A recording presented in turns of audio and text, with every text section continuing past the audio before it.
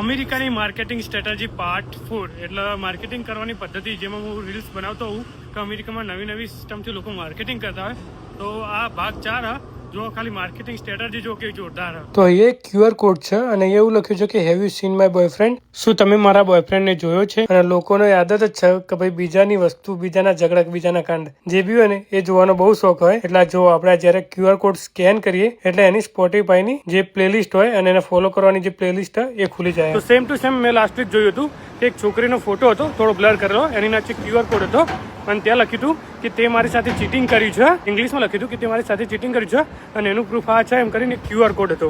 તો એ QR code જ્યારે મેં ઓપન કર્યો તો ત્યારે એની અંદર એક બેગલ સ્ટોર છે, અહીંયા નવી બેગલ સ્ટોર ખુલી હતી, એની ઇન્ફોર્મેશન હતી અને એ લોકો બેગલ લેવા જતા હતા કેમ કે એને ઓફર મૂકી હતી. જ્યારે આપણે QR કોડ ખોલતા હતા તો એક ઓફર ખુલતી કે એમાં 30% ઓફરનો કોડ હતો. તો બહુ બધા લોકોએ નવી બેગલ સ્ટોરનો વિઝિટ કરી હતી. તો મૂળ કહેવાનો વસ્તુ એ કે આ ટાઈપની તમે માર્કેટિંગ સ્ટ્રેટેજી કરી શકો છો. આ ટાઈપની પોસ્ટર, એની અંદર QR કોડ અને તમારી જે ઓફર હોય એને મૂકી દેવાની કેમ કે લોકોના બીજાના ઝઘડામાં બહુ ઇન્ટરેસ્ટ હોય. ચોખ્ખી વાત ભાઈ, મને ખબર જ છે અહીંયા બી લોકો સ્કેન કરતા હોય. જ્યારે કોઈ લખ્યું ને કે તે મારી સાથે ચીટિંગ કર્યું, તે મારી સાથે આ કર્યું, તે કર્યું, તો લોકો એ QR કોડ સ્કેન કરીને ચેક કરતા હોય બહુ બધા લોકો. અને જો તમે ઇન્ડિયામાં એવું કરશો ને તો 100% ચાલશે.